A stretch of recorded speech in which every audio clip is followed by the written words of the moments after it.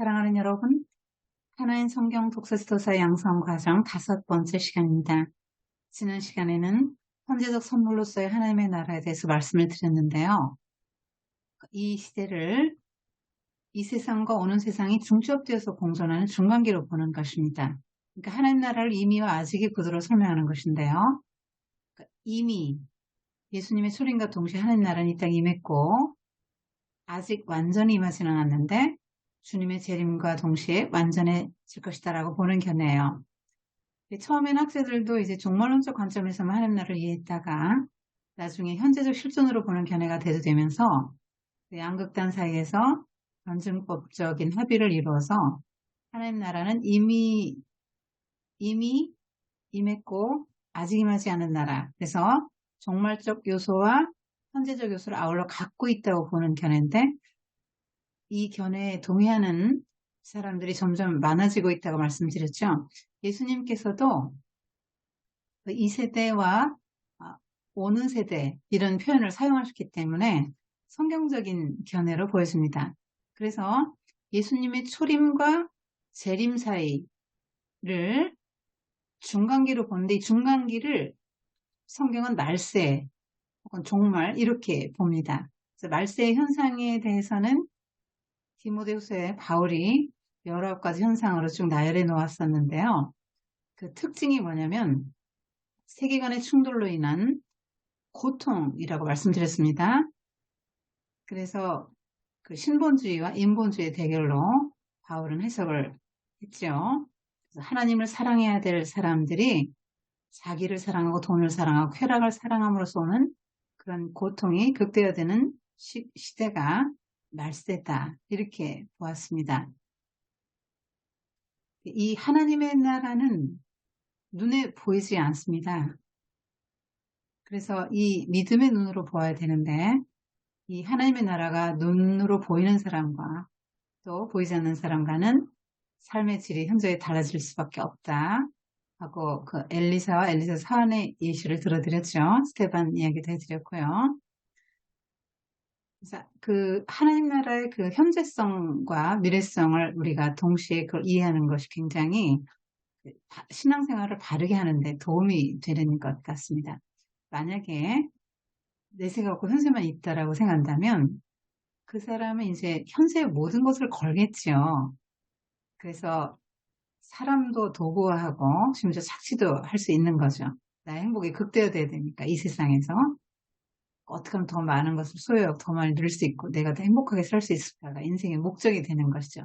근데 내세가 있다고 생각하고 그 내세에 초점을 맞추고 살게 되면 그 사람은 이제 그 내세가 리드하는 사람이 되니까요. 심판도 생각하면서 이 땅의 삶을 조금 더 절제도 하고 이웃도 사랑하면서 살지 않겠습니까?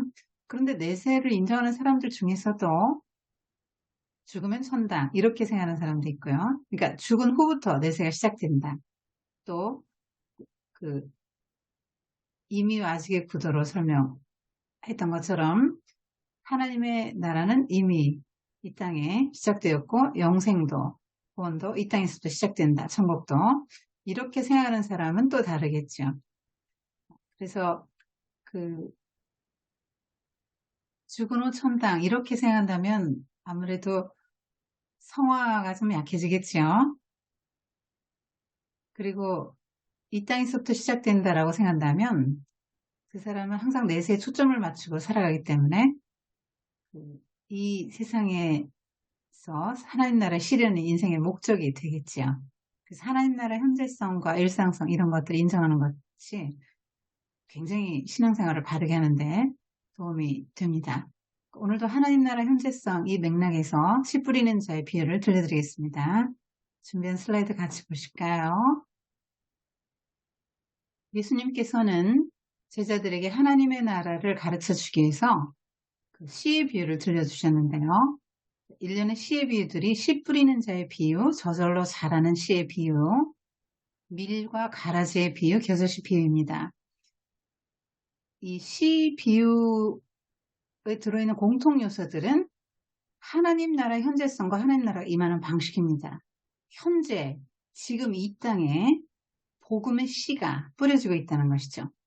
그리고 하나님의 나라가 임하는 방식은 당시 유대인들의 기대와 달리 말씀으로 조용히 임한다는 것입니다.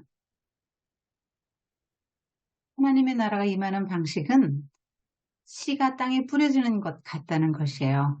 마가복음 4장 3절에서 20절 이 사이에 씨를 뿌린다는 말씀이 9번이나 등장합니다. 왜 하필 씨일까요? 하나님의 일하심을 가장 잘 드러내고 하나님 나라가 이 땅에 들어와 성장하는 방식을 잘 보여줘요. 굉장히 미미한 거잖아요. 씨는 수학에 비하면. 도토리 한번 생각해 보십시오. 아주 작지만 굉장히 크게 자라고 수많은 도토리를 맺지 않습니까? 그것처럼 작은 씨가 발아해서 성장하는 그 신비,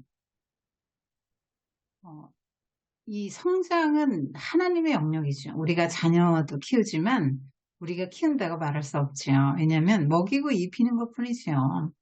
그 아이가 성장하는 거는 하나님 몫이죠. 하나님의 능력입니다. 정말 신비로운 일이죠. 하나님의 나라가 그와 같다는 것이에요. 하나님께서 다 하십니다. 햇빛도 주시고 비도 주시고 광합성하게 하시고 땅에 뿌리 내리고 자라게 하시고 크고 많은 결실을 하게 하시는 것은 하나님의 능력이죠. 전능하신 하나님의 능력이고요. 하나님의 나라의 은혜가 얼마나 신비하고 풍성하고 하나님 나라가 부유한지도 얘기해 주고요.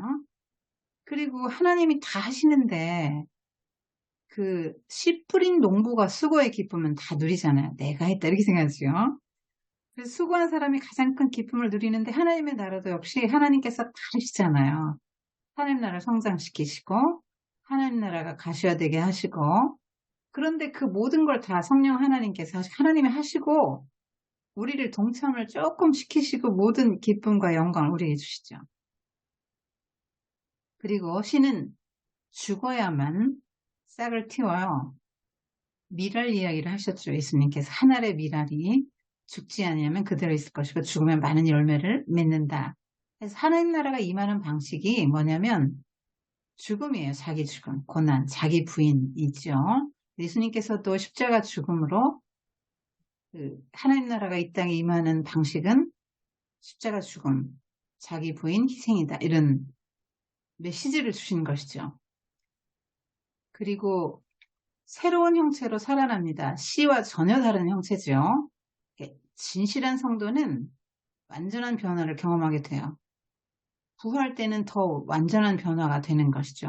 이 땅에서도 새 사람으로 변화가 되어 진실한 성도는 반드시 변화가 있습니다. 그 다음에 씨는 반드시 열매를 맺는데요. 꽃도 피우고요. 그 열매는 자기를 위해서 열리지 않죠. 남을 위해서 맺습니다. 그래서 그 열매로 무생명을 살리는데요. 또 하나님께도 열매가 영광이 됩니다. 그래서 이 씨가 발아하고 성장하고 열매 맺는 이 모든 과정이 하나님의 일하심, 이거 사람이 했다고 할 수 없는 거잖아요. 사람은 절대 이렇게 할 수 없습니다. 생명을 만들 수도 없고요. 이렇게 성장하게 할 수도 없고 아름다운 열매 맺게 할 수 없습니다. 하나님의 능력, 그리고 하나님의 나라가 얼마나 부유하고 풍성하고 인간의 생각을 초월하는 건지를 알려줘요. 하나님 나라는 그렇습니다. 그리고 하나님 나라가 이 땅에 들어 성장하는 방식도 하나님 나라가 임하는 방식들이 이제 무엇이라는 거를 이런 것들을 이제 씨가 담고 있는 것이죠. 전체의 맥락이 의미를 알게 해준다고 말씀드렸죠. 그래서 의미를 잘 알려면 예수님께서 일련의 씨의 비유를 주신 그런 맥락을 파악하는 게 중요해요. 이 씨의 비유를 주신 맥락은 뭐냐면 예수님께서 그 하나님의 나라 복음을 전파하시고 가난한 사람들에게, 죄인들에게 말씀을 전하셨죠. 병자들 많이 고쳐주셨고요. 귀신 내쫓으셨죠. 그리고 죄사함 선포하시고 사람들을 온전케 회복시켜 주시면서 놀라운 그런 권세로 하나님의 나라를 시위해 보이셨어요. 그 당시 신학자들, 그러니까 서기관 들과도 신학적인 논쟁에서도 압도하셨고요. 그러니까 무리들이 다 놀라서 우리가 이런 일을 도무지 본 적이 없다 이렇게 하면서 하나님께 영광을 돌리는 일들이 생기고 예수님의 팔로워가 많아졌습니다. 굉장히 그 많은 무리가 예수님을 따르고 예수님의 말씀을 들으려고 몰려들었는데요. 동시에 당시의 신학자들, 서기관들, 율법학자들을 말합니다. 제사장들 그리고 바리새인들의 반대 운동도 힘차게 일어났어요. 그러니까 예수님은 항상 팔로워가 많았고요. 가장 이너서클은 이제 제자들이죠. 그런데 이 바리새인들 막 이런 종교 지도자들의 반대 운동도 힘있게 일어난 것입니다. 이 사람들은 이제 예수님이 귀신의 왕 바알세부를 힘입어서 그런 일을 한다. 그렇게 시비를 걸었죠. 예수님께서는 또 사탄이 사탄을 쫓아내면 서로 분쟁하는 건데 그럼 어떻게 그의 나라가 서겠느냐? 내가 바알세부를 힘입어 귀신을 쫓아내면 너희의 아들들은 누구를 힘입어 쫓아내느냐? 내가 하나님의 성령을 힘입어 귀신을 쫓아내는 것이면 하나님의 나라가 이미 너희에게 임하였느니라. 이렇게 말씀하셨죠. 굉장히 논리적으로 그들의 비난을 이제 잠재우셨습니다. 그런데 대적자들이 계속 예수가 미쳤다. 귀신 들려서 거짓 선지자 노릇하고 있다. 그러니까 가족이 좀 책임을 져라. 예수를 붙들어서 집에 가두든지 아니면 하나님 나라 운동 못하게 하라. 이렇게 가족들에게 압력을 넣었겠죠. 당시에는 이제 거짓 선지자가 나와서 백성들을 오도할 경우에 신명기법에 따르면 1차적으로 그 가족이 먼저 책임지고 제재를 가합니다. 심지어 이제 죽이기도 해요. 그래서 예수님은 항상 이렇게 무리들이 그 예수님을 에워싸고 이렇게 굉장히 팔로워가 많았는데 그 바리새인들의 그 압력에 의해서 이제 온 거죠. 걱정도 되고 예수님이 걱정이 돼가지고 붙들러 나왔어요. 그게 막 언제나 예수님 말씀을 조금이라도 들으려는 사람들로 인해서 막 이렇게 붐비니까 가족들이 안에 들어갈 수가 없는 거예요. 그래서 밖에 서서 사람들을 보냅니다. 예수님 어머니, 뭐 남자 형제들, 또 누이들이 다 왔다 이렇게 나옵니다. 그래서 그 무리가 예수님을 둘러앉았다가 이제 말씀을 드리는 거죠. 선생님의 어머니와 동생들과 누이들을 밖에서 찾습니다. 그러니까 예수님께서 누가 내 어머님의 동생들이냐 하시고 둘러앉은 자들을 보시며 마태복음 12장에는 손을 내밀어 제자들을 가리켜 이르시되 이렇게까지 나옵니다. 그러면서 예수님께서 내 어머니와 동생들을 보라. 누구든지 하나님의 뜻대로 하는 자. 누가복음 하나님의 말씀을 듣고 행하는 이 사람들, 제자들을 말한 거죠. 그러니까 누구든지 하나님의 뜻대로 행하는 자가 내 형제여 자매여 어머니니라. 그렇게 말씀하셨어요. 그러니까 예수님의 가족은 예수님과 함께하는 사람이고요. 그 따르는 수많은 이 무리들 중에서도 이 굉장히 많은 무리들이 항상 예수님을 따랐다 그랬죠. 이런 무리들 중에서도 예수님 말씀을 잘 듣고 그 뜻을 행하는 사람, 그런 사람이 이제 예수님의 새로운 가족이 되는 거예요. 그러니까 하나님의 나라에선 가족 개념도 재편이 됩니다. 그러니까 모든 생각이, 모든 것에 대한 그 관점이 개편이 되는데, 가족 관계도 재편이 됩니다.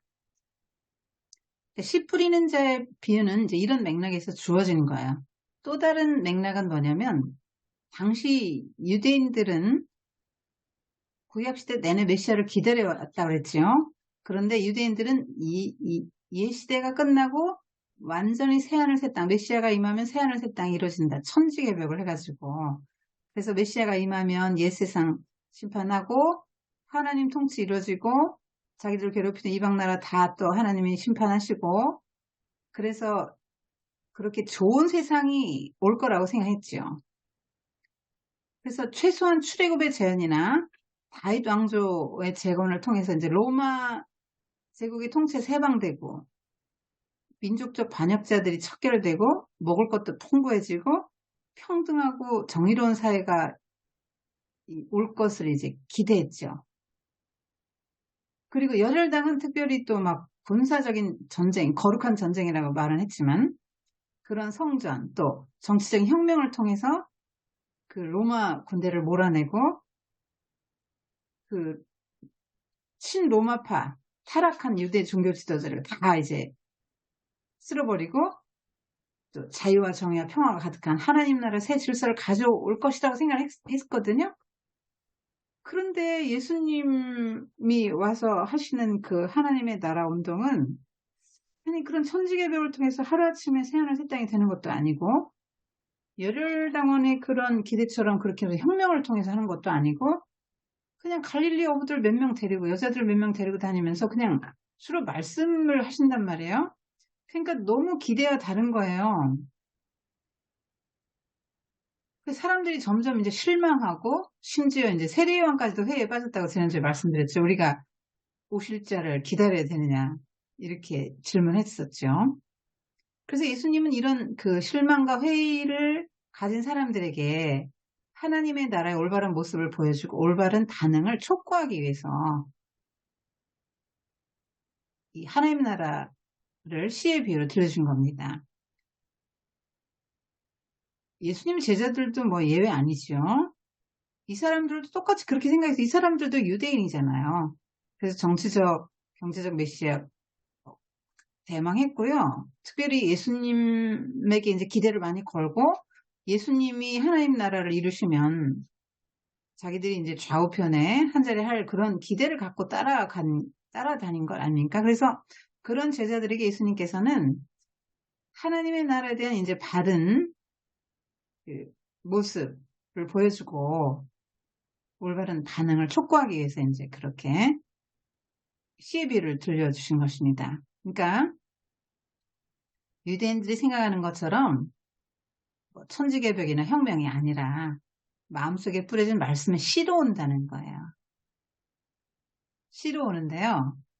그 말씀이 그 내면에 새겨져서 자라기만 하면 그는 완전한 변화가 오잖아요. 내면의 변화를 통해서 세상을 바꾸려는 것이 예수님이 가져오신 하나님 나라예요. 굉장히 미미하고 약하고 무력해 보이잖아요. 씨가.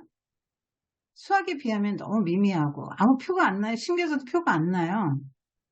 그런데 어느 정도 그 자라남의 어떤 절대적 시간이 좀 필요한데 그렇게 시간이 지나고 때가 되면 반드시 가시화돼요. 그래서 하나님의 나라는 굉장히 그 말씀 선포가 그러니까 굉장히 무력해 보이잖아요. 약해 보이잖아요. 그런데 하나님의 나라는 이와 같이 약해 보이는 무력해 보이는 말씀으로 임한다. 예수님께서도 이렇게 막 굉장히 약하고 무력한 그 대명사인 베이비로 오셨잖아요.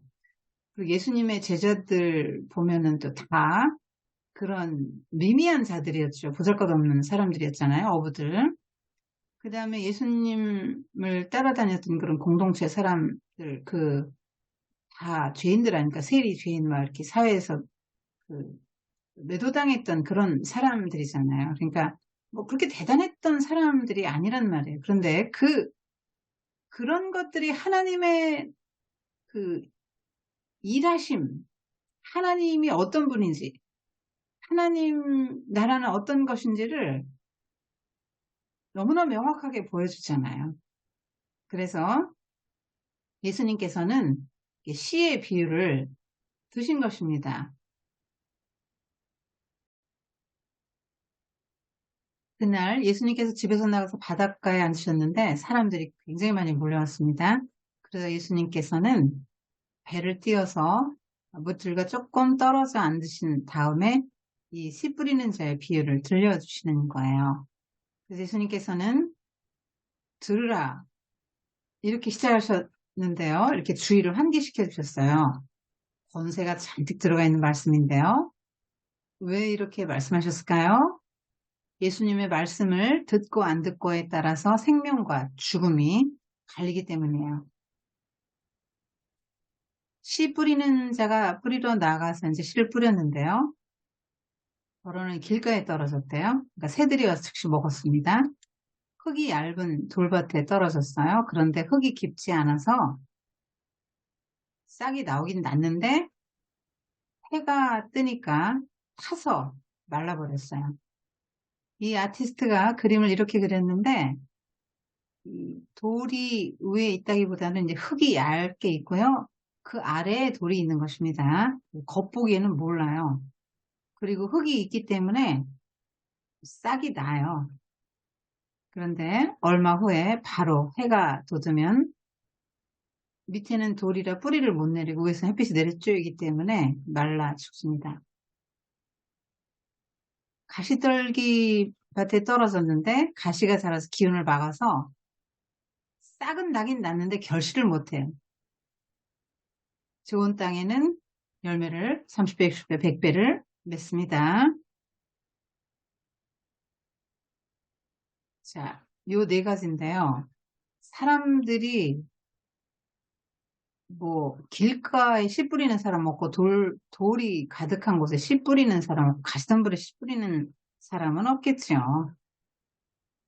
그러니까 여기저기 뭐 흩뿌려서 그 씨가 떨어졌다는 얘기가 아니고 올바르지 못한 곳에 떨어졌다는 거예요. 그리고 어떤 밭은 이 밭도 세 종류입니다. 30배 맺는 밭이 있고 60배 맺는 밭이 있고 100배 맺는 밭이 있어요. 그러니까 열매를 할지라도 햇빛을 얼마나 많이 받나 지력이 어느 정도 되는가에 따라서 그 열매의 허실이 결정되죠. 그 잡초에게 양분 뺏기면 못 자라죠. 화분에 그 담긴 식물은요, 화분의 흙만큼만 자라잖아요. 지력도 굉장히 중요합니다. 그래서 말씀의 씨앗이 뿌려졌는데 사람들의 반응이 이렇게 그 다양하게 나타난다는 거예요. 이 그림 보면은 대부분이 이제 나는 어디에 속하지 이런 거 따지는데 바쁜데 그거는 핵심 포인트가 아니고 현재 하나님의 나라 복음의 씨앗 말씀이 뿌려지고 있다는 거예요.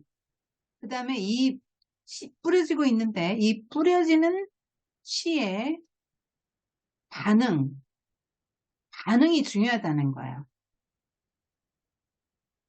왜냐하면 씨와 밭이 합해서 다양한 결과를 낳잖아요. 씨와 밭은 분리할 수가 없거든요. 그래서 굉장히 밭이 중요하게 다뤄지고 있는 느낌이 듭니다. 근데 사실 하나님의 나라를 이 땅에 세워 나가시는 것은 하나님, 창조주 하나님이 얼마든지 혼자 하실 수 있는 일이죠. 그런데 하나님께서는 우리가 함께 하나님의 나라를 이루어가기를 원하셨다는 것이죠. 그러니까 이 세상과 보는 세상이 중첩되어 있는 요 시기인데요. 요 시기 동안에는 사탄은 사탄대로 자기 백성을 뺏기지 않으려고 하고 하나님은 하나님대로 하나님 나라 한 명이라도 더 데리고 들어오도록 이 중간기에 중첩된 이 중간기 말세에는 선교와 제자도를 통해서 하나님의 나라를 이루어가기 원하세요. 그래서 제자들은 하나님 나라 말씀을 받아들이면 어떤 밭은 30배, 어떤 밭은 60배, 어떤 밭은 100배 이렇게 해서 하나님 나라를 확장시켜 나갈 수 있는 건데요. 우리가 하는 건 아니죠. 사실 이 생명도 우리가 만들 수는 없는 거고요. 잘하게 하는 거는 정말 우리는 못하는 것이죠. 전부 다 하나님이 하시는 거잖아요. 그런데 이 모든 일에 열매를 맺었을 때 가장 기뻐하는 사람은 농부겠죠. 씨 뿌리고 가꾸는 사람이겠죠. 그래서 우리는 별로 한 게 없고 다만 씨 뿌리고 한 것뿐인데 우리가 이런 기쁨을 누리도록 우리에게 그런 영광도 주시고 기쁨도 주시는 것이죠. 하나님께서 그렇게 하시는 겁니다. 우리가 다 돌아가고 12제자들만 주님 곁에 남았습니다. 제자는 이제 예수님께서 자기가 함께 있게 하기 위해서 세웠다 이렇게 말씀하셨는데요. 제자도의 그 첫 요건이 뭐냐면 예수님과 함께하고 예수님 말씀을 배우는 거예요. 예수님께서 말씀뿐 아니라 예수님의 삶, 이분의 그 모든 인격 이런 걸 다 배우는 게 제자도의 1번입니다. 이 제자들은 예수님의 새로운 가족이라고 아까 예수님께서 말씀하셨죠.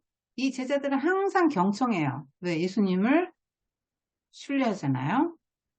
그리고 메시아라고 믿으니까 경청을 하는 거죠. 왜냐하면 예수님 말씀대로 하는 뜻 알고 예수님 말씀을 듣고 그대로 실천을 하려고 지금 자꾸 묻고 가까이서 듣고 그러는 거예요. 그래서 이 제자들은 도대체 왜 비유로 말씀하세요? 이 비유의 의미, 씨 뿌리는 자에 등장하는 그런 각각의 의미가 무엇입니까? 이렇게 이제 물었습니다. 그래서 예수님께서는 아니 이게 기본적인 비유인데 이게 첫 비유인데 이것도 못 알아들으면 그 다음 다른 비유는 어떻게 이해하겠느냐 이렇게 말씀하셨죠. 그러면서 그 질문한 것들을 자세히 설명해 주셨습니다. 그러니까 비유라는 건 어디 뭐가 빗댄 거잖아요. 그러니까 뭔가 어떤 추상적인 개념이고 좀 어려운 개념을 쉽게 이해할 수 있도록 더 친숙하고 더 이제 이해하기 쉬운 다른 이미지를 끌어와서 이제 그걸 설명을 해주는 거죠. 그래서 중요한 거는 이제 그 메시지가 중요하기 때문에 이것이 무엇을 상징하는가 막 이런 1대1로 그렇게 할 필요는 없습니다. 그리고 이제 그때 당시 삶의 예수님의 삶의 정황에 비춰 해석해야 되는 것이죠. 예수님께서는 그 비유로 말씀하신 이유가 믿는 자들에게만 깨달아지고 허락된 사람만 알아듣도록. 그러니까 제자들에게는 비밀을 줬는데 외인, 바리새인들이죠. 그런 종교 지도자들에게는 비유를 했는데 왜냐하면 보기는 보아도 알지 못하고 듣기는 들어도 깨닫지 못하게 하여 돌이켜 죄사함을 얻지 못하게 하람이라. 좀 이상하잖아요. 하나님은 하나님 나라 복음을 선포하실 때 예수님은 그냥 누구든지 다 그 터득하고 좀 믿고 구원을 얻도록 이렇게 하셔야지 왜 이렇게 어, 깨닫지도 못하게 하고 죄사함을 얻지 못하게 한다고 성경이 이렇게 말씀할까요? 이거는 이사야 8장 16절 인용한 거예요. 예수님께서 너희들은 구원 받을 수 없다. 이렇게 말씀하시는 게 아니고 성경이 자주 말하는 이중 원인으로 보시면 될 것 같아요. 그러니까 모든 사람이 다 구원받기를 원하시죠. 하나님께서는 모든 사람이 다 구원을 받기를 원하시지만 그 중에 끝까지 복음을 받아들이지 않아서 또 복음을 대적하고 그래서 구원받지 못할 사람이 있다는 거예요. 성경에 종종 이제 이중원인이 나오는데 출애굽기의 그 10대 재앙에서 10대 재앙이 계속 전개되고 있는데도 바로는 마음이 강팍해졌잖아요. 여호와께서 바로의 마음을 강팍해 하시되 이런 표현이 나오고 그런데 하나님께서 그걸 이게 문자 그대로 읽으면 안 되죠. 그러니까 바로는 원래 너무나 선한 사람이고 하나님을 믿고 구원받을 하나님의 사람인데 너는 시나리오가 이렇게 됐으니까 너는 구원받으면 안 돼. 그러니까 너는 이렇게 강팍해야만 되는 거야. 하고는 하나님께서 바로의 마음을 강팍하게 하신 게 아니죠. 바로가 그렇게 원래 강팍한 사람이라는 거예요. 바로는 사탄의 하수인이죠.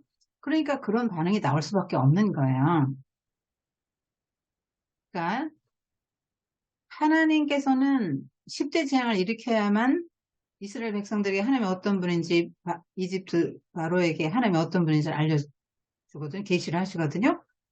그런데 하나님께서도 예정이 그렇게 있으시고요. 바로 인간 편에서의 책임도 있어요. 자유의지가 있기 때문에. 인간의 책임이 있다 이 말. 그래서 이 하나님의 예정과 인간의 자유의지와 책임은 절대 충돌하지 않고 나란히 가면서 하나님의 뜻이 이루어져요. 그걸 이중 원인이라고 합니다. 또 하나 예를 들자면 이제 유다 같은 경우잖아요. 가룟 유다 같은 경우도 예수님을 정말 사랑하고 그랬던 사람인데 너는 각본이 이렇게 돼 있기 때문에 너는 예수님을 배신하고 배반하고 팔아야 된다. 그렇게 해서 하나님께서 강제로 그 유다의 마음을 그렇게 조종하신 게 아니라는 거죠. 유다 책임이라는 거예요, 그게. 근데 하나님의 예정도 있는데 하나님의 예정과 그 유다의 책임, 자유의지에서 나온 그 책임과는 충돌하지 않고 같이 가는 것입니다. 그래서 이거는 외인은 누구냐면 바리새인이죠. 예수님을 못 박을 자들이잖아요. 이 사람들은 깨닫고 지금 그걸 깨닫고 지금 알면 안 되죠. 그러니까 감추인 것이죠. 지난 시간에 그 아람 군대 눈을 가리었다 이렇게 나오잖아요. 그것처럼 이 사람들에게는 감추어져서 이들은 깨닫지 못한다는 것이죠. 이 사람들은 하나님 말씀을 예수님이 하시는 하나님 나라 그 메시지를 잘 받아들여서 그 뜻을 행하려고 이렇게 노력하고 제자들처럼 어떻게 제대로 잘 헤아려서 이 하나님 뜻을 헤아리고 실천해야 될 텐데 하고 해서 자꾸 묻고 그냥 그런 사람들이 아니잖아요. 그냥 한 번 듣고 말고 대적할 사람들이잖아요. 우리 꼬투리 잡고. 틀렸다 그러고 죄인으로 몰아갈 사람들이잖아요. 율법을 가지고 재단에서 예수님 죄인이 된 거잖아요. 그러니까 그 사람들에게는 비유를 한다 이렇게 말씀하시는 거예요. 그렇지만 그동안 많은 선지자 의인들이 너희가 보는 것 하나님의 나라 메시아 예수님을 보고자 해도 못 봤어요. 듣고자 하는 것을 해도 듣고자 해도 못 들었어요. 그런데 너희 제자들은 본다. 제자들은 듣는다. 그래서 너희는 복이 있다. 이렇게 말씀하십니다. 그러니까 감추인 부류는 이 사람들이에요. 왜 감추었는가? 내가 마음이 너무 완악한 거죠.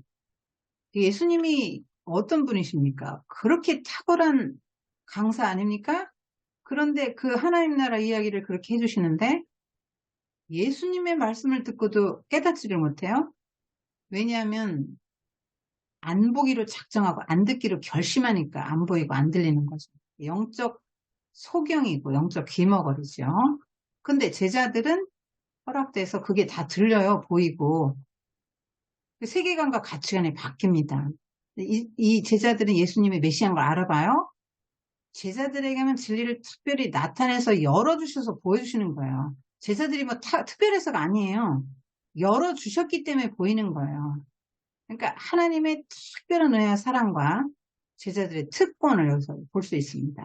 그러니까 우리도 하나님의 나라에 대해서 제가 이렇게 이야기를 해도 하나님의 나라가 눈에 보이고 안 보이는 나라지만 눈에 보이는 것처럼 느껴지고 내가 그 하나님 나라의 가치를 받아들이고 하나님 나라 그 원리를 따라서 살아갈 거야. 이렇게 결심하는 사람이 있는가 하면 그렇지 않은 분도 계세요. 똑같은 걸 강의를 듣는데도 그렇단 말입니다.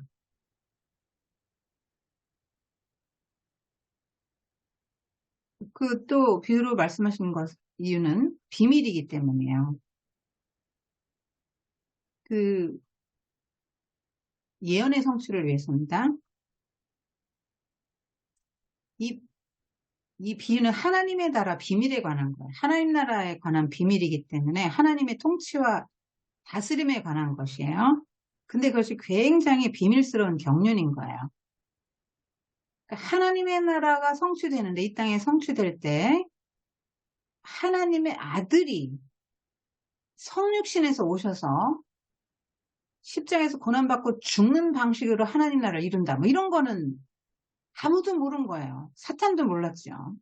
창세부터 감추인 비밀이란 말이에요. 근데 예수님께서 그걸 다 풀어서 열어주시는 거예요. 근데 이거는 사람의 일반적인 지혜와 지식으로 깨닫을 수 없기 때문에 비밀이라고 하는 거예요. 거듭나야만 보이고 이해되고 깨달아지죠. 성령의 도움을 받아야만. 그래서 바울도 영세전부터 감추었다가 예수님과 함께 이제는 나타내신 바 된 거죠. 신비의 계시예요. 그러니까 계시라는 건 열어서 보여주어야만 보이는 거거든요. 하나님이 열어주시는 만큼만 우리는 이해할 수 있어요. 하나님 나라도 무한하죠. 우리가 알고 있는 건 정말 아무것도 아닌 거죠. 우리가 조금 알고 있는 것 뿐이에요. 그래서 하나님의 계시를 통해서만 알 수 있고요. 계속 지금까지 감추어졌어요. 예수님은 하나님 나라에 계시던 분이고 창조주시잖아요. 하나님 나라의 왕이시잖아요. 그렇기 때문에 하나님의 목적과 하나님 나라에 대해서 이렇게 얘기해 주실 수 있는 거죠. 비밀이기 때문에 비유로 말씀하셨고 하나님의 계시가 아닌 다음에는 열어준 사람만 깨달을 수 있는 거예요. 하나님 계시가 아닌 다음에는 깨달을 수 없어요. 그러니까 조금 비유를 쓰면 해석이 다양하죠. 그리고 의미가 알쏭달쏭하잖아요. 그래서 바리새인들에게는 예수님을 못 박을 짜기 때문에 지금 알면 안 되니까 감추고 제자들에게는 열어 보여준 거죠. 씨 뿌리는 자는 비유에서 농부가 나오는데 예수님이 씨를 뿌리시고 제자들도 이제 이어서 예수님 이후에 제자들도 이제 씨 뿌리는 자죠. 그러니까 제자들에게도 가르치시는 거예요. 너희들이 이렇게 앞으로 씨를 뿌리러 나갈 텐데 그 사람들의 반응이 다양할 거야. 그렇다 할지라도 이렇게 거절하고 또 결실하지 못하는 사람들이 있다 할지라도 그럼에도 불구하고 씨는 생명력이 있기 때문에 너희가 지치지 말고 낙심하지 말고 꾸준히 씨를 뿌려라. 반드시 하나님의 나라는 이렇게 가셔야 될 것이다 라고 예수님께서 제자들에게 지금 가르쳐주고 계신 거예요.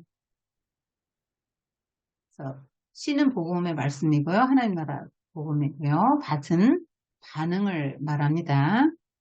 이 밭도 네 종류인데 요런 길가밭과 돌밭과 가시덤불밭은 내내 똑같아요. 결실을 못 하잖아요. 죽어요, 다. 그런데 이게 더 많죠. 좋은 밭은 받아들이는 거죠. 인격 전체의 변화가 온 거예요. 근데 좋은 밭도 아까 말씀드렸지만 다양하죠. 열매를 많이 맺는 그런 밭이 있는가 하면 또 그렇지 않은 밭도 있어요. 좋은 밭 중에서도 열매가.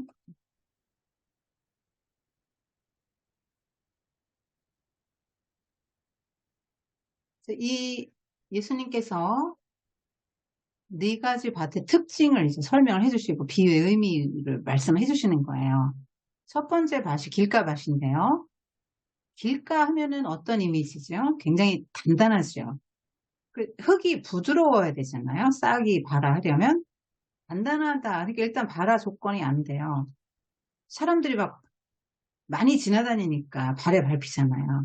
그리고 눈에 잘 띄어요. 여러 가지 조건으로 발화하기 어렵습니다. 이렇게 눈에 잘 띄니까 새가 얼른 와서 쪼아 먹죠. 그러니까 복음의 씨가 뿌려졌거든요. 근데 이게 귀한 걸 몰라요. 다 이렇게 흩어져 있잖아요.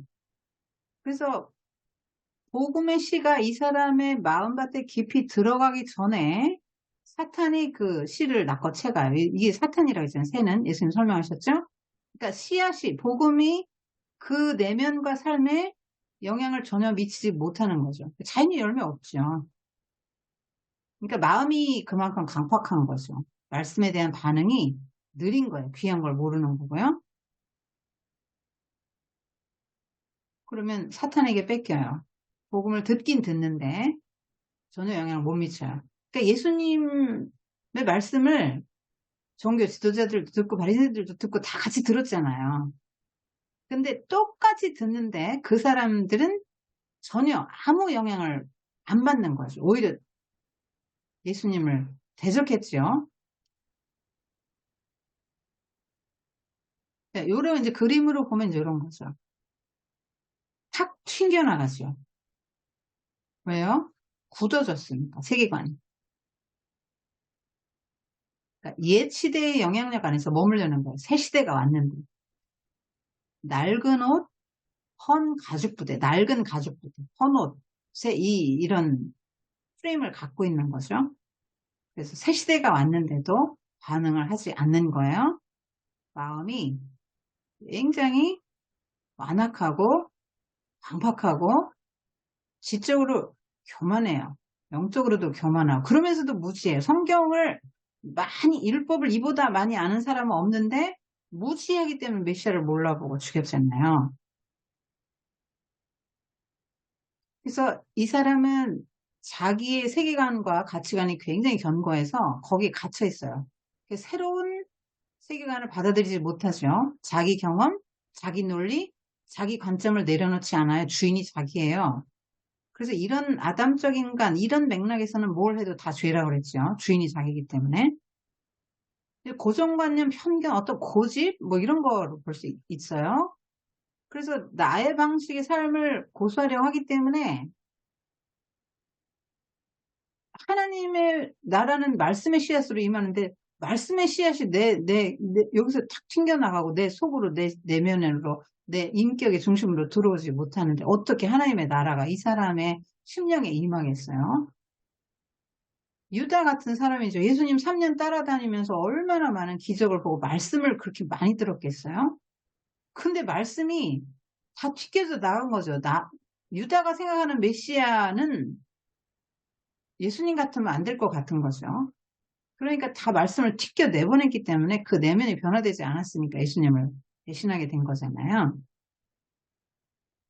그러니까 이런 바리새인들 안에는 바리새인들 주로 이런 사람들이 길가박 같은 반응을 보이는 사람이죠. 그러니까 오늘날도 교회에서 이런 수준의 이제 성도가 있을 수 있는 거죠. 성도라고 말하기는 어려워요.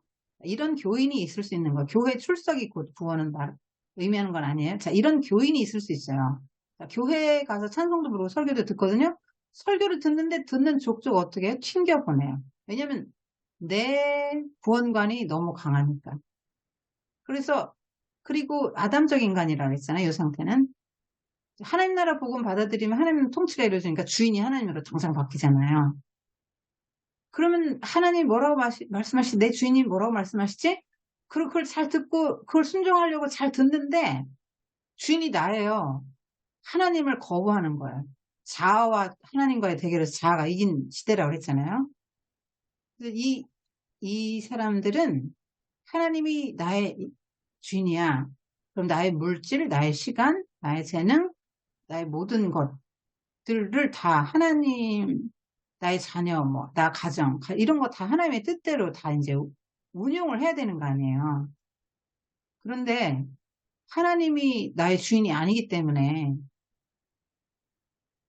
자기 맘대로 사는 거예요.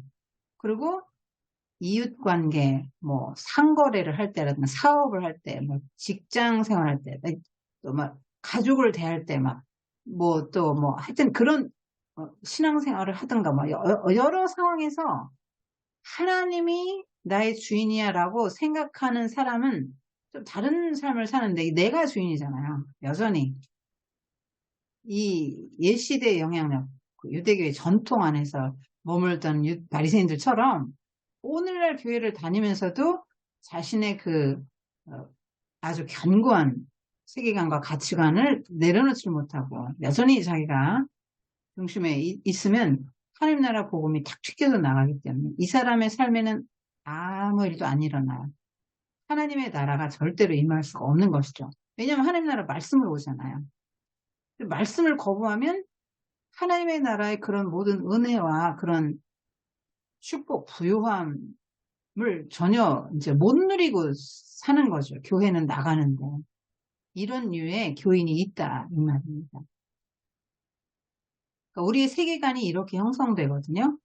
태어나서 이제 부모를 통해서 형성되죠. 우리 학교를 가야 돼. 학교에서는 세속적 인본주의적 교육만 하잖아요.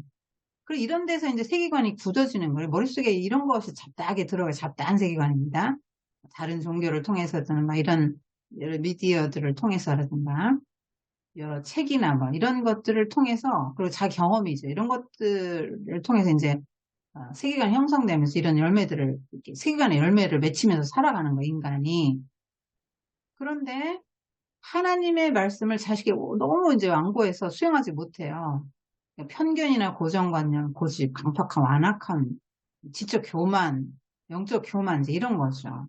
그래서 이 프레임이 너무 단단해가지고 이걸 뚫지를 못하고 튕겨서 나갑니다. 근데 이 사람은 균열이 가야 돼요. 균열이 가서 이 세계관의 균열이 가서 하나님 나라 가치체계를 수용해야만 이게 변화가 되고 영적 지각 변동이 일어나는데 이게 너무 프레임이 단단한 거예요. 프레임이 단단해서 이 자기 세계에 갇혀 있는 거예요. 아무 일도 안 일어납니다. 그런데 성경은 이렇게 말씀하고 있어요. 왜 안 믿냐? 왜 바리새인 같은 사람이 나오냐 이 말이에요. 하나님의 독생자 이름 믿지 않으면 벌써 심판을 받은 것이다. 그러니까 하나님의 나라로 이 세상에 침투해 들어왔다. 이 세상에 하나님 나라가 침투해 들어왔다. 동그라미 2개 교체하는 거 보여드려서 기억하십시오. 그러면 하나님의 나라가 이 땅에서부터 시작된다니까요.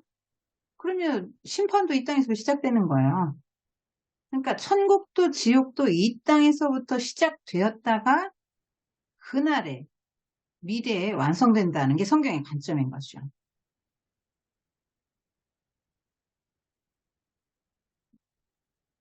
그러니까 이 사람은 심판을 받았고 이미 사탄에게 소속된 사람이기 때문에 아무런 복음에 관심도 안 보이고 그런 반응을 보이는 것입니다. 그러니까 자기 삶의 현장에 하나님이 주인이다. 이게 하나님 나라가 임하는 거잖아요. 하나님 통치가 임한 거잖아요. 근데 하나님 주인이 아니에요. 내가 주인이에요. 내 삶을 고수하는 거예요. 내 방식의 삶을. 그러니까 하나님 나라 이루어질 수 없어요. 이 사람은 흙이 얇은 돌밭에 심은 무뎌진 씨인데요. 겉은 흙이 있는 밭이거든요. 속인 돌이 들어있어요. 지금 그림은 이렇게 그렸지만 어쩔 수 없이 뭐 흙으로 덮인 거를 상상을 해주십시오. 이렇게 표현할 수밖에 없었을 것입니다. 아티스트가. 자, 요거는 뭐냐면 피상적 신앙이에요. 피상적이 뭘까요? 피는 껍데기라는 뜻이거든요. 껍데기로 나타나는 양상만 보고 그것을 다 알았다고 생각하는 거죠. 그러니까 우리 관계 맺음도 현대인의 그 특성이 피상적 관계 맺음이잖아요. 그냥 안녕하세요 뭐 이러고 인사도 하고 그냥 저 사람이 누구다 하는 정도는 알지만 깊이 알지 못해요. 그 사람의 겉으로 드러난 거 어느 아파트에 살고 뭐 직장은 어디고 뭐 이런 정도까지 아는 거죠. 그런 게 이제 피상적인 거죠. 식구는 몇이고 이런 정도. 껍데기만 아는 거죠. 그러나 그 사람의 고민이 뭐고 뭘 좋아하고 어떤 성품이고 꿈이 뭐고 지금 현재 무엇을 지금 추구하고 있으면 이런 것들은 깊은 인격적인 교제 가운데서 그가 뭘 좋아하고 뭘 싫어 이런 거 다 그런 걸 통해서 알게 되잖아요. 깊은 인격적인 교제를 통해서 그의 지정의를 함께 지정의 교류가 있을 때 깊이 들어가는 건데 인격적인 관계 맺음으로 이 신앙은 피상적 신앙인 거예요. 그러니까 예수님 하나님 들어서 많이 알아요. 교회 가서 설교 들어서 많이 안다니까요. 그런데 많이 아는데 깊이 알지를 못해요. 신앙이란 이런 거야 라고 자기가 이제 생각하고 고선까지만 딱 하죠. 주일날 딱 예배 드리고 누구한테 인사도 안 하고 교제도 일치 안 하고 뭐 소속도 안 되고 그냥 이렇게 딱 돌아온다던가 또 지식적으로도 피상적 이럴 수 있죠. 그러니까 메마른 지성주의 혹은 피상적 감상주의 번영신학 교양 수준의 뭐 그런 신앙을 가지려고 한다든가 형식적인 신자 있잖아요. 형식적인 신자 이게 굉장히 위험해요. 그림으로 보면 이렇거든요. 이 사람은 복음이 들어왔는데 탁 튕겨 나가고 다시 또 여기에서 이렇게 형식적인 수준에 이렇게 머물거든요. 그래서 형식은 있어요. 예배도 드리고 기도도 하고 뭐 이렇게 하기 때문에 나는 그리스도인 이렇게 생각하고 스스로 속기 쉬워요. 근데 마틴 로이드 존스가 그런 말을 했죠. 내가 그리스도인이라고 생각하는 것처럼 그리스도인이 되는데 장애가 되는 것은 없다. 그래서 이, 이 고난이 왔을 때 번영신학 같은 거 어때? 예수님을 믿으면 막 건강해지고 시험도 잘 되고 집도 사야 되고 부자도 되고 사업도 잘 되고 이래야 되는데 이렇게 생각한단 말이에요. 번영신학 가졌으면. 그러니까 애들도 막 속속 인류대학에 들어가고 그래야 되죠. 그런데 내가 교회를 지금 1년 넘게 다니고 헌금을 얼마를 투자를 했는데 왜 나의 삶은 안 풀리는 거지? 그리고 이제 돌아선다는 거죠. 번영신학 소유자는 그런 거. 피상적인 것도 전혀 그 성장이 없죠. 그래서 그냥 뭐 교회 다니면 좋은 거지. 다 좋은 이야기지 뭐. 이렇게 생각하죠. 교양 수준 정도로 생각을 하는 거죠. 그런데 이런 신앙은요. 고난이 오잖아요. 그러면 그만둔다는 거예요. 확 튕겨져 나가요. 그러니까 예수님을 믿고 예수님을 주인으로 섬기는 게 하나님 나라잖아요. 예수님을 주인으로 섬기고 하나님이 나의 주인이 되면은 하나님께서는 뭐라 그러세요? 너 바꿔. 내면을 바꿔라. 이렇게 하잖아요. 그러면 싫어요. 나 바꾸기 얼마나 고난이에요? 아프잖아요. 힘들잖아요. 나 내려놓고 나 바꾸는 거 너무 힘들잖아요. 그러니까 싫어요. 하고 안 해요. 튕겨서 나가거나 여기쯤에 머무는 거. 여기까지 가야 되는 말씀이 깊이 가야 되는데 은혜와 고난은 한 세트인데 고난을 싫어하니까 평생의 은혜를 경험을 못하는 거예요. 예수님을 믿으면 자기 거 내놓을 때가 많지, 손해볼 때가 있잖아요. 그런데 내가 왜 대가를 지불해야 돼? 난 싫어. 이렇게 하는 거죠. 그래서 내가 어떤 인간관계를 맺거나 내가 직업을 가졌을 때 뭐 어떤 누구와의 상거래와 뭐 이웃 간의 관계나 이런 삶에 대한 가족을 대하는 태도나 이런 모든 것에서 나의 신앙이 나의 감정 처리라든가 막 이웃을 대하는 태도라든가 하여튼 뭐 내가 가졌다는 신앙이 아무 영향이 없는 거예요. 신앙을 통해서 뭔가 용서할 수 없는 사람을 기도를 하면서 용서하게 된다던가 사랑할 수 없는 사람을 사랑하게 된다거나 더 헌신하고 희생하고 이런 아름다운 것들이 생기잖아요. 신앙이라는 거는. 그런데 그런 변화들이 안 일어나는 거야. 그러니까 그 내 신앙을 가졌는데 그 신앙이 나의 삶과 사고와 태도와 이런 모든 그 삶의 양태에 전혀 영향을 못 미치기 때문에 괴리된 거죠. 완전히 동떨어진 거예요. 신앙이, 삶과. 근데 이질로드만 선택하는 거죠. 그럼 이 돌이 뭐예요? 돌이 뭐겠어요? 뭐 때문에 여기까지 못 들어가요? 자아가 그만큼 강한 거죠. 굳어진 세계관, 자아, 이런 것들이겠죠. 자기애, 뭐 이런 것들이겠죠. 그러니까 하나님도 내가 행복하기 위해서 존재하는 거죠. 내가 원하는 걸 종교를 통해서 얻어내려고 하는 그런 것들. 여기 다 우상숭배도 들어있고, 만모니즘도 들어있고, 여기에 다 들어있어요. 그래서 말씀이 딱 관통을 해야 되잖아요. 말씀은 십년과 골수와 관절을 찔러 쪼개기 합당하다고 히브리서에 말씀하고 있는데 이 뚫기가 너무 힘든 거예요. 돌이 너무 강해서 이 말씀이 딱 통과를 해야 이게 깨지고 자아가 부서지고 새로운 땅으로 기경되고 하나님의 나라, 하나님이 주인된 그런 나라, 부드러운 땅이 될 거 아니에요, 옥토가. 근데 이거 싫어하는 거죠. 성경은 복음과 함께 고난을 받으라 그러는데 고난 받기 싫으니까 복음을 거부하는 것입니다. 그러니까 하나님이 나의 왕이 아닌 거죠. 여기도 여전히 주인이 나예요. 하나님의 나라가 이루어질 수 없어요. 하나님의 나라는 하나님이 나의 주님이다. 이거를 인정하고 그 하나님의 뜻을 헤아려 가면서 그 뜻에 순종하는 삶인데 그게 안 되는 거죠. 그러니까 절대로 깊이 있는 게 아니라 피상적인 신앙에 머무는 게 형식적으로 교회 출석하고 뭐 헌금 좀 하고 뭐 교회에서 무슨 부서에서 뭐 봉사 조금 하나 정도 한다고 해서 그것이 나의 구원을 보장하는 거 아니에요. 내가 여기에 머물러 있을 수 있어요. 그러니까 이 사람은 항상 뿌리 없는 인생인 거죠. 세계관과 가치관이 변화되지 못한 것입니다. 이 사람은 그 가시떨기 밭이죠. 이 사람 관심이 뭐예요? 뭐 이런 거예요. 세상의 것이. 교회에 와서 좋은 말씀 열심히 듣거든요. 지금 다 예수님의 말씀 듣는 사람들이잖아요. 이 사람들도 교인이에요. 다 이 사람도 교인의 유형입니다. 일단 말씀을 듣긴 들어요. 그래서 너무 좋다. 이 돌밭 같은 사람도 반응이 그래. 세상에 들어보지 못한 말씀이야. 어쩌면 이렇게 신선하고 새로운 말씀이지. 너무 은혜스러워. 이러고 막 처음에는 너무 이걸 막 좋게 받아들이잖아요. 그런데 시련이 왔다. 그러면 중단한다. 그랬죠. 그리고 이 사람도요. 일단 말씀을 받아들여요. 열심히 들어요.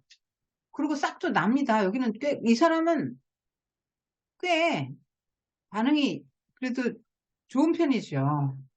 씨가 뿌려져서 받아들여요. 돌밭은 아까 그냥 떨어져 나온 사람도 있고 피상적인데 머무는데 이 사람은 받아들여요. 깊이 받아들여서 앞에 두 밭, 길가 돌밭보다는 생각이 좀 깊은 사람이에요. 그런데 가시떨기 때문에 열매를 못 맺고 질식해서 죽는다잖아요. 그러니까 뭐 열매 얻기는 매 일반이죠. 교회 와서 좋은 말씀을 열심히 듣긴 듣거든요. 근데 재물에 대한 유혹이나 욕망이나 이생의 염려나 세상의 향락에 마음을 다 뺏겨서 에너지를 거기에 다 쏟으니까 말씀을 따라 살 힘이 없어요. 그러니까 내가 하나님을 믿어야 돼? 아니면 세상의 방식으로 이 문제를 해결해야 돼? 할 때 그 무엇이 나의 안정과 행복을 보장해 그럴까? 결정적인 선택의 기로에서 하나님이 주인이면 내가 손해를 볼지언정 또 억울할지언정 뭐 어떤 형태든지 간에 하나님 말씀을 일단 순종하는 쪽을 선택을 하잖아요. 그런데 세상에 대한 사랑 때문에, 염려 때문에 세상을 선택한다는 거예요.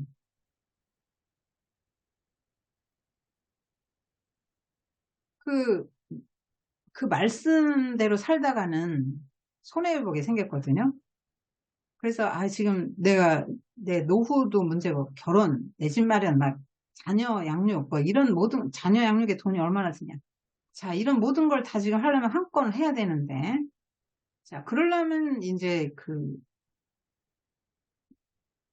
하나님을 순종하고 하나님을 믿는 그 믿음을 가지고는 나와 내 후손까지 안전하고 잘 살기는 어렵다 생각이 드는 거죠. 그래서 만모니즘을 선택하는 거죠.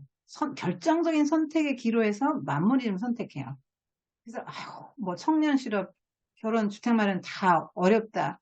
막 이러고 막 가시덤불 같은 것들이 막 미디어에서 막 얼마나 청년들 막 이렇게 질식시킵니까? 그래서 나 한몫 해놔야 돼. 이렇게 하다 보면 노후까지 해야 되잖아. 뭐 이러다 보면 돈에 대한 욕망이 일본이 되잖아요.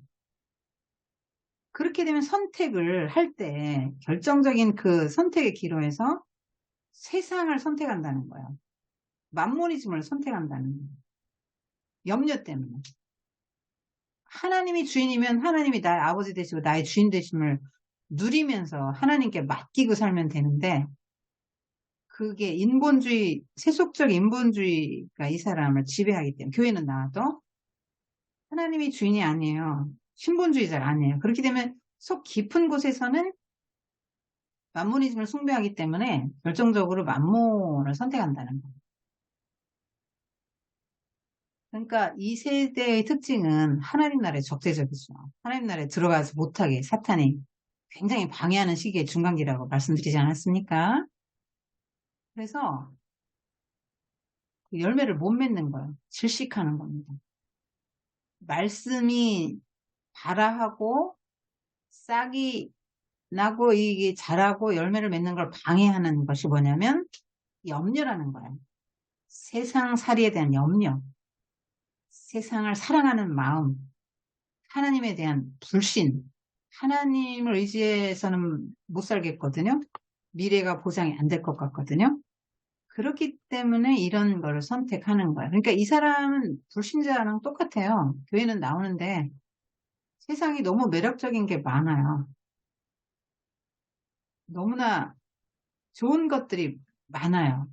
그래서 그런 것에 에너지를 다 뺏기니까 내가 그 하나님 말씀을 받아서 그 묵상하고 거기에 이제 깊이 자라가야 되는데 그렇게 못하는 거예요. 인격 전체를 바꾸고 세계관이 바뀌고 가치관이 바뀌고 그런 일들이 일어나지 않는 거예요. 이 사람의 삶에도 역시 아무 일도 안 일어나는 거죠. 교회는 다니는데 이렇게 그 말하자면 만몬 두 마음을 품고 두 주인을 섬기는 거죠. 하나님의 나라가 설 수 없죠. 하나님 나라 하나님만 주인이죠. 주인이 둘인 나라가 어디 있습니까? 왕이 둘인 나라가 어디 있습니까? 그런데 마음을 뺏긴다 이렇게 나오잖아요. 재물에 대한 유혹과 욕망과 이생의 염려, 세상의 향락 등의 마음을 뺏긴다 이렇게 나오잖아요. 한번 잘 생각해 보십시오. 재물, 그 다음에 욕망, 그러니까 이 세상에서 어떻게 하면 내가 사람들의 인정을 받고 사랑을 받고 존경을 받지? 어떻게 하면 내 자녀가 잘 돼서 내가 그 트로피 받은 것처럼 내 자녀를 통해서 영광을 얻지? 뭐 이런 것들이 이제 다 그 세상 사랑 이런 거죠. 그런 것들이 이제 나는 너무 중요하다.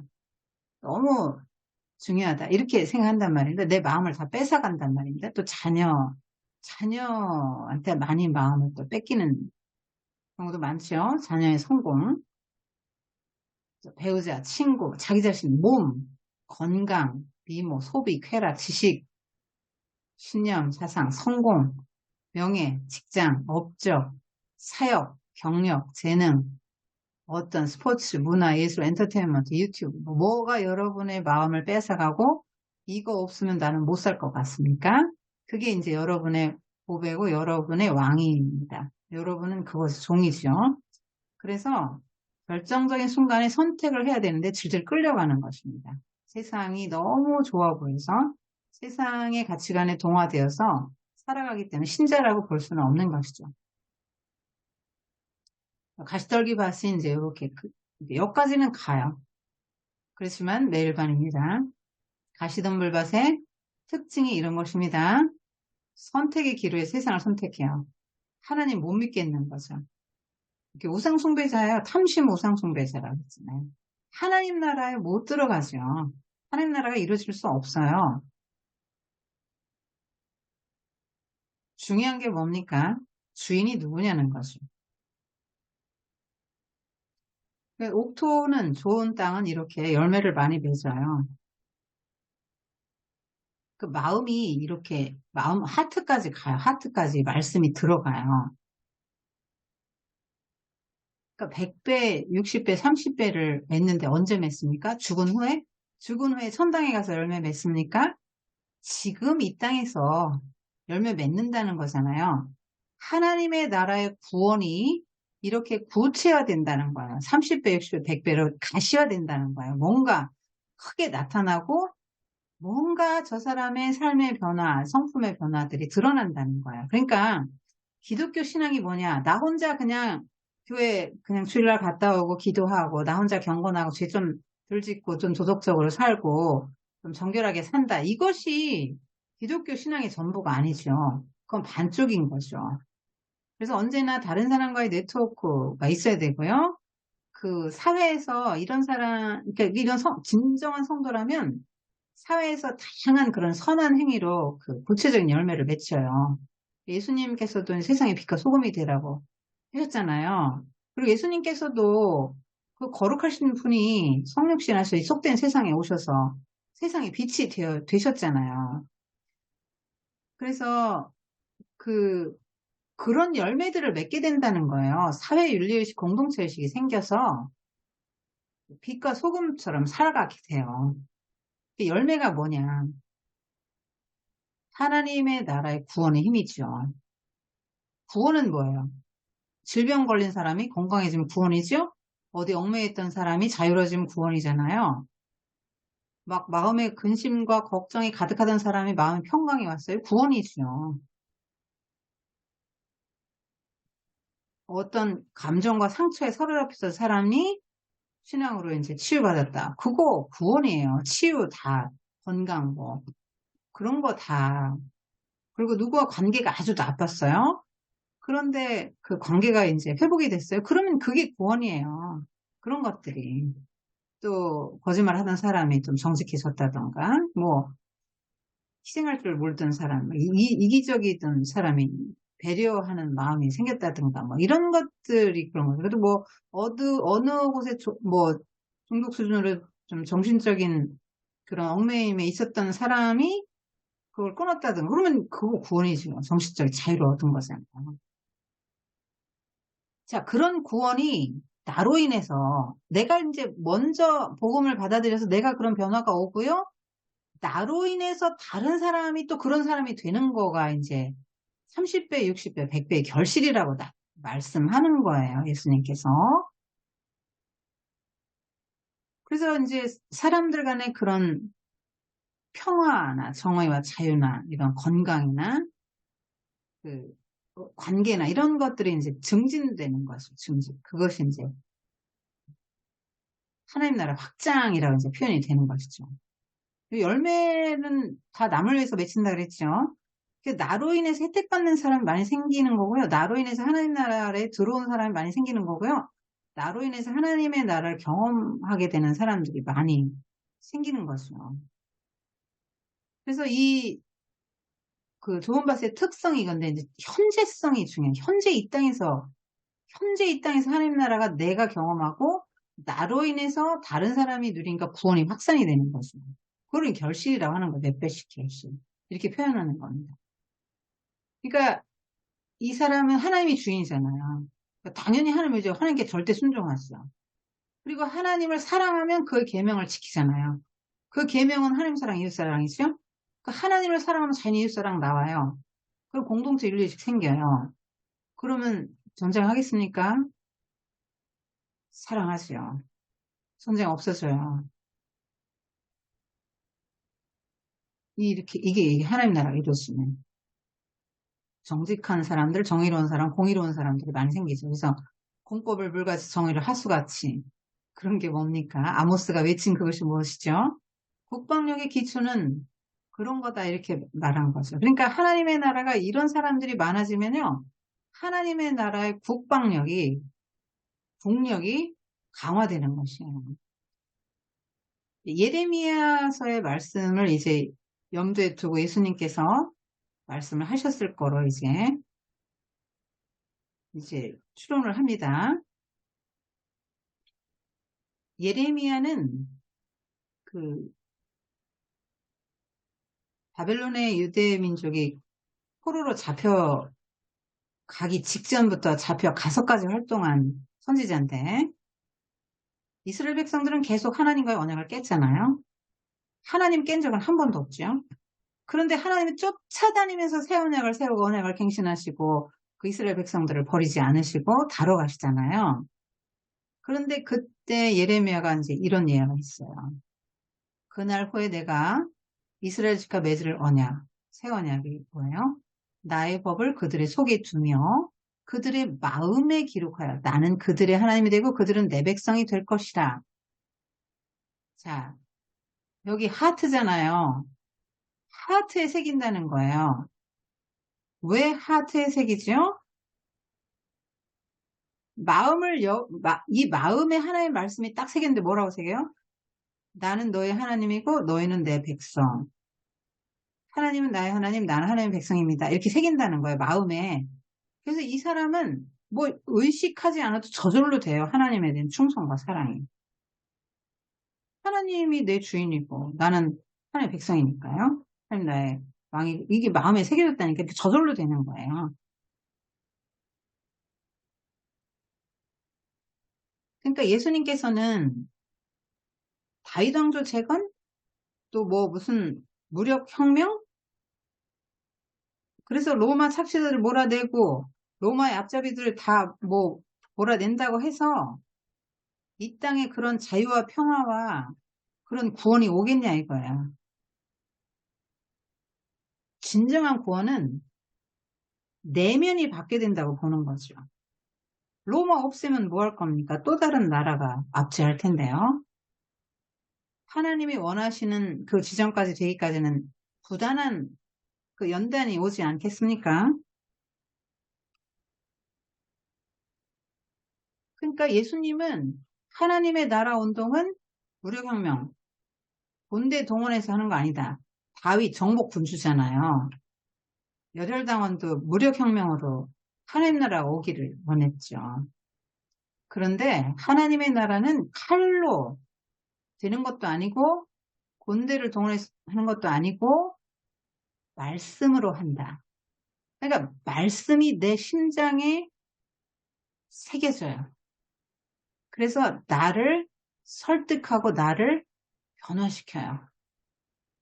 왜 하필 심장에 심죠?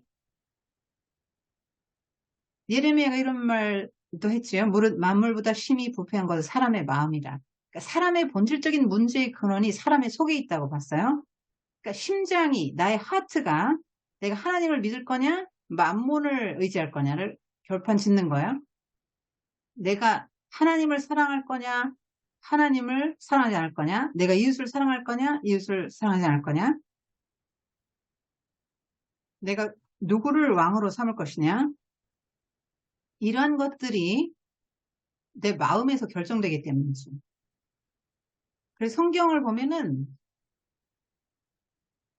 정말 이 세상의 변화를 우리가 갈망하잖아요. 그래서 막 그 좋은 세상, 좋은 나라가 되기를 굉장히 갈망해서 이제 우리가 여러 뭐 운동도 하고 그렇게 하잖아요. 그런데 성경의 관점을 가만히 보면 사회 운동을 통해서 무슨 하나님의 나라가 임하지는 않는 것 같아요. 무슨 뭐 그래서 성경을 보면 하트에 하나님의 말씀이 새겨져서 하나님은 나의 왕이고 나의 주님이다.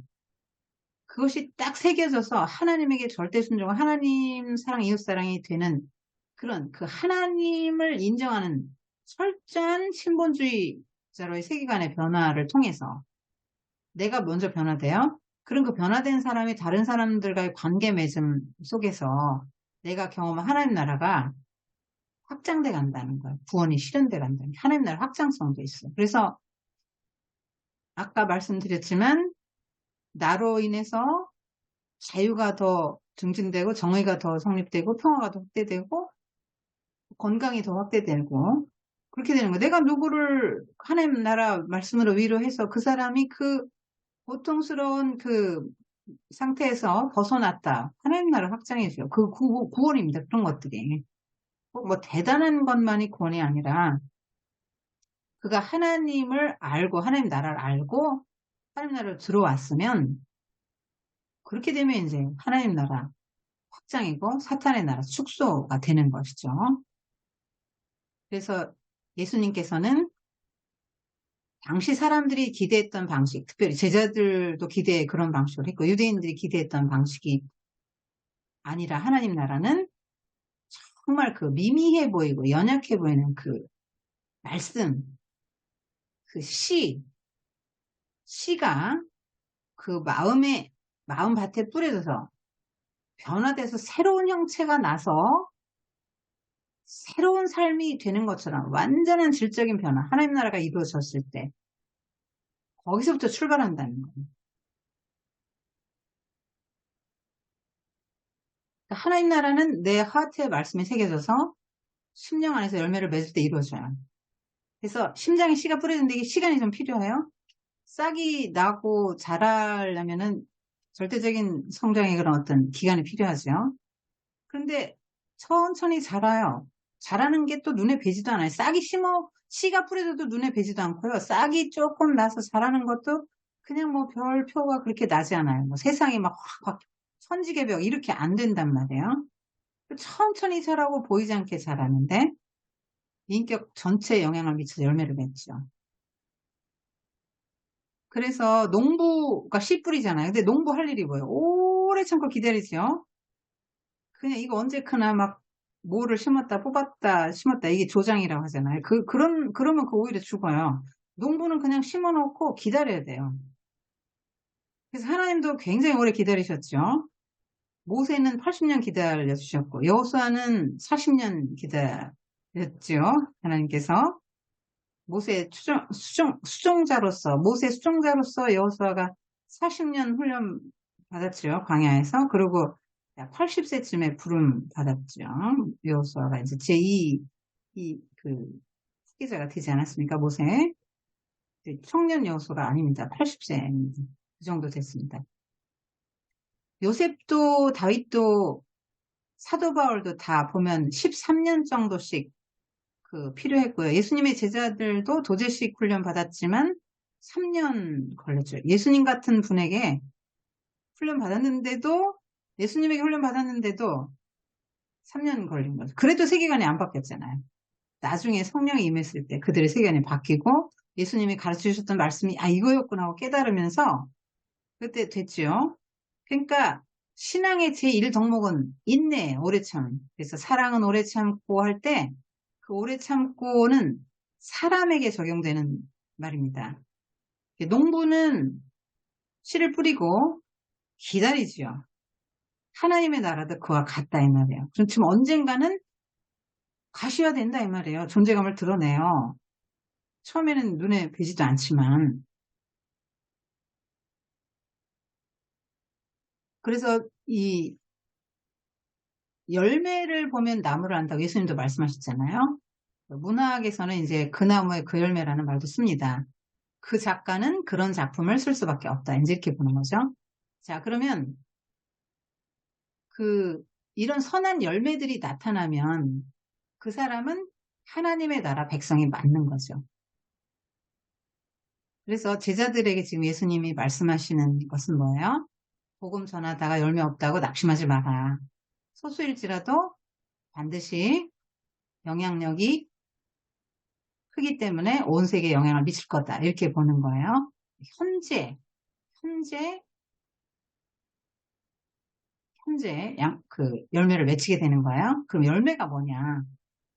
하나님 나라 구원의 힘, 구원의 구체적인 표현이고, 하나님의 다스림의 영역 확장되니까, 양적으로 이렇게 좀 뭔가 하나님을 믿는 사람들, 어떤 기관들이 생겨나는 거죠. 질적으로는 여러 이제 성품의 변화라든가, 그런 눈에 보이지 않는 수상적인 이런 것들이 있잖아요. 이런 아름다운 하나님의 세계에 이런 그 하나님의 나라의 이런 아름다운 그런 덕목들이 늘어나는 거를 이제 양적 질적으로 열매들이 열린다고 이제 보여집니다. 근데 바울도 이렇게 기도했죠. 예수 그리스도로 말미암아 의의 열매가 가득하여 하나님의 영광과 찬송이 되기를 원하노라 했는데, 우리가 열매를 맺으면 하나님께 영광과 찬송이 된다는 거예요. 꽃이 아름답게 폈을 때 그것을 만드신 창조주 하나님을 찬송하게 되거든요. 아름다운 꽃을 보면. 그렇지 않습니까? 또 열매를 보면요. 찬송하게 되죠. 자, 근데 사람에게 열매가 열렸다는 말이에요. 사람에게 열매가 가득, 그 사람의 삶의 현장에서 하나님의 나라라는 이 신본주의의 뿌리를 갖고 이 사람이 이제 살아요. 줄기를 뻗고 이 사람 활동 영역이 쭉 가지들이 뻗어 나가는데, 여기서 열매가 한데 의의 열매가 가득해요. 그러면 사람들이 딱 보고, 저거는 저 사람은 저거 하나님 때문에 저 사람은 저런 삶을 살 수 있어. 저 사람이 하나님을 믿지 않는다면 절대 저런 삶 못 살걸? 이게 뭐예요? 하나님께 영광과 찬송이 되는 거죠. 하나님이 하셨다고 이제 안 믿는 사람들이 우리 삶을 보고 인정하는 것이 이제 열매인 거죠. 뭐 예수님뿐 아니라 사도들도 심었고 물 주고 자라게 하시고 정말 하나님이 자라게 하시죠. 그래서 이런 것들 사도들도 이렇게 인식을 했어요.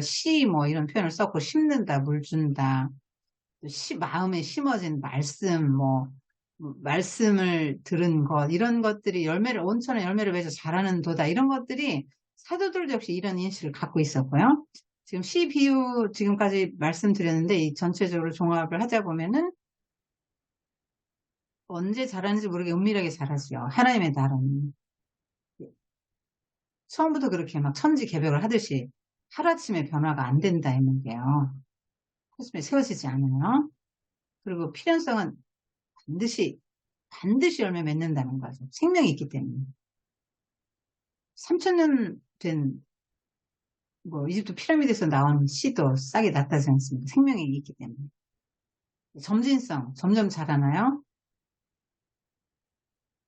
시간을 가지고 기다려야 돼. 확장성, 점진성, 역동성, 다양하게 표현할 수 있겠습니다. 그래서 낙심하지 마라. 하나님 왜 열매를 이렇게 요구하실까요? 하나님 나라가 안 보이잖아요. 사람들 눈에. 그래서 사람들을 하나님 나라로 이끌려면 하나님 나라가 있다는 걸 보여줘야 되는데, 하나님 나라에 먼저 들어간 사람의 태도와 변화된 삶이 굉장히 중요하게 작용해요. 저 사람 저런 상황에서 머리 싸매고 누워야 되는데 어떻게 저렇게 씩씩하게 살아가지?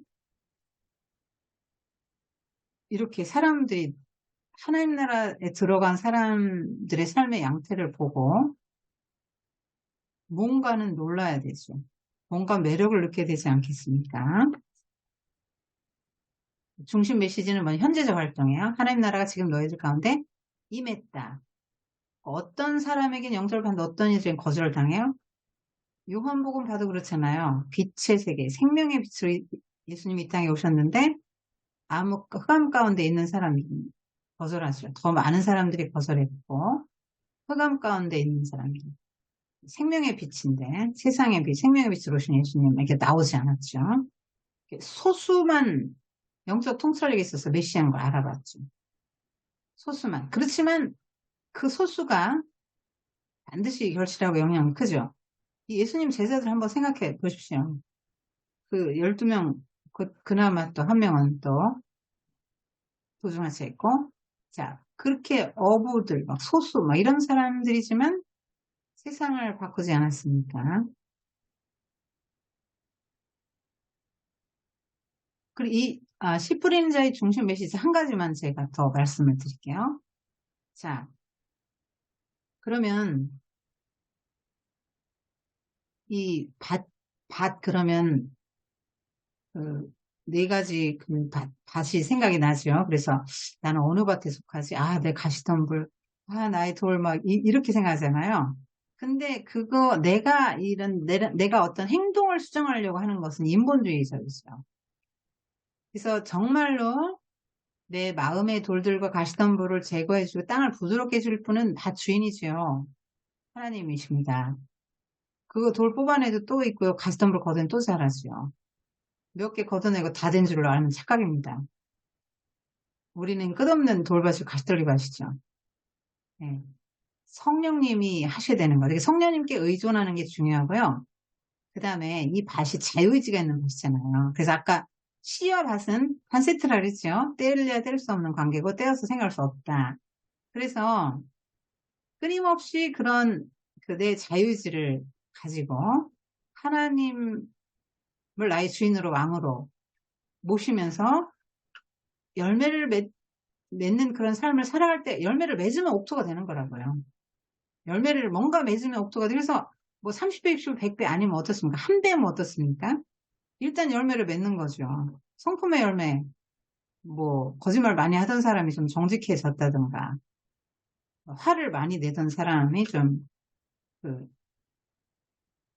분노를 덜하게 됐다든가 다른 사람들을 소화하고 수용하는데 굉장히 받아내는데 어려움을 겪었던 사람이 웬만한 사람을 이렇게 좀 받아낼 수 있게 됐다든가 웬만한 그런 감정 처리의 시간이 좀 단축됐다든가 이런 것들은 다 이제 열매들이잖아요. 그러면 자기가 그렇게 결심하지 않고는 또 안 되죠. 저절로 되는 건 절대 아닙니다.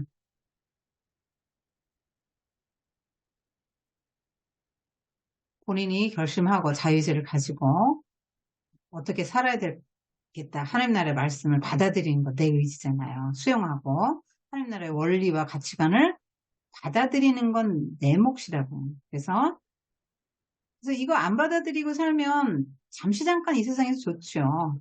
그렇지만 다른 사람에게 혜택도 줄 수 없고요. 이 사람 때문에 다른 사람들이 오히려 고통을 당하죠. 그리고 이 사람 미래는 어떻게 되겠습니까? 자, 이렇게 성장의 과정이죠. 성장의 과정이고, 요거는 이제 다른 것이 심어진 거, 가라지 같은 거. 세상 끝날 때도 이렇게 될 것이다. 예수님께서 마무리해 주시는 장면이에요. 이 저절로 자라는 씨 비유도 하나 있는데요. 이거 역시 아까 같은 맥락에서 그 아니 예수님이 보아하니 저렇게 막 병자도 고치고 삭개오 같은 사람도 새롭게 하고 죽은 자도 살리고 오병이어 기적도 베푸는데 아니 그런 능력을 사용해가지고 이 세상을 하나님 나라로 좀 만들지 악의 힘을 좀 빨리 완전히 없애버리고 의의를 온 세상에 이루고 새하늘과 새 땅을 좀 이루어지지 정치적 경제적 그런 메시아가 돼가지고 세상을 좀 살기좋게 좀 만들어주지 왜 안 할까 이런 그런 질문에 대한 답으로 예수님께서 저절로 자라는 씨 뿌림의 비유를 주신 거예요. 그래서 하나님의 나라는 사람이 씨를 땅에 뿌린 것 같은데 밤낮 자고 깨고 하는 중에 씨가 나서 자라요. 근데 어떻게 그렇게 되는지 알지 못해요. 애들이 자라는 것도 몇 년 만에 누구 만나보면 정말 놀랍잖아요. 이게 식물 자라는 것도 자라는 게 눈에 보입니까? 안 보이죠. 근데 땅은 스스로 열매를 맺고 처음엔 싹, 그 다음에 이삭, 그 다음엔 이삭에 충실한 곡식, 열매 익으면 낫을 되는 해 추수 때가 이르렀으니 이렇게 말씀하시는 거거든요. 그러니까 단계가 있다는 거예요. 과정이 있다는 거예요. 근데 그 과정을 단축시키기 위해서 농부는 어떻게 하지 않아요. 그냥 기다리기만 해요. 밤낮 자고 깨는데 밤낮 자고 깨는데 이건 뭐냐면 농부가 별로 할 일이 없다는 게 씨 뿌려놓으면 이제 추수까지는 기다리라는 거잖아요. 물론 이거는 이제 뭐 일반 농사를 두고 보면은 뭐 그동안에 이제 풀도 뽑아줘야 되고 비료도 또 더 줘야 되고 돌볼 일들이 많죠. 그러나 밤낮 자고 깨고 하는 중에 이거는 파종기나 추수기에 비해서 상대적으로 일이 적다 이 말이에요. 밤낮 농부가 밤낮 자고 깨고 뭐 이런 것만 나오잖아요. 그런 거에 비하면 일이 적다 이 말이에요. 그런데 그 사이에 그 과정에서 뭐를 이제 어떤 힘을 행사하지 못한다는 거죠. 무슨 어떤 통치를 하지 못한다는 거예요. 통제를 못한다는 거예요. 그러니까 예수님께서도 그 날과 시는 아무도 모르나니 하늘에 있는 천사들도 심지어 아들도 모르고 아버지만 아신다 그랬잖아요. 근데 추수 때까지 기다려요. 길이 참잖아요, 농부가. 길이 참는 것처럼 낙심하지 말고 기다려라. 비밀스럽게 조용하게 성장하지만 하나님 나라는 게 획기적으로 막 천지개벽 그런 방식이 아니라 그랬죠. 처음부터 기대하는 방법으로 안 나타난다고 해서 낙심하면 안 된다. 세상이 더 크고 견고하고 죄와 악이 강해 보이지만 반드시 하나님 나라는 가시적으로 나타날 것이다. 그래서 바울도 로마서 8장 이렇게 얘기했습니다. 우리가 소망으로 구원 얻었음에 보이는 소망이 소망이 아니니 보는 것을 누가 바라리요. 만일 누가 보지 못하는 것을 바라면 참음으로 기다릴지니다. 이렇게 이야기하고 있습니다. 그래서 하나님의 나라는 점차점차 이렇게 성장해요. 은밀하게 자라요. 그래서 이 밭을 잘 이렇게 기억을 해두시고 저절로 자라는 시의 비유도 여러분이 기억을 좀 하시면 좋겠습니다. 그래서 삶에 좀 적용하시면 좋겠습니다. 저절로 자라는 시라고 해서 하나님의 나라가 그냥 가만히 역사가 점진적으로 이렇게 좋은 방향으로 이렇게 쭉 변화되는 건 아니에요. 왜냐하면 우리는 이렇게 중간기에 껴있기 때문에 사탄의 그 힘이 반대의 힘이 막강하게 작용하기 때문에 우리도 이렇게 굉장히 많은 그 웨이브를 겪죠. 부침을 경험합니다. 업앤다운이 있지요. 자, 그렇지만 그렇게 막 그냥 가만히 있어도 자동적으로 이렇게 쫙 진화론적인 무슨 법칙처럼 그렇게 하나님 나라 그냥 저절로 씨앗이 되는 건 저절로 되는 건 절대 아니고 업앤다운이 있지만 그러나 반드시 그 하나님의 나라는 그 가시적으로 나타나게 되는 것이죠.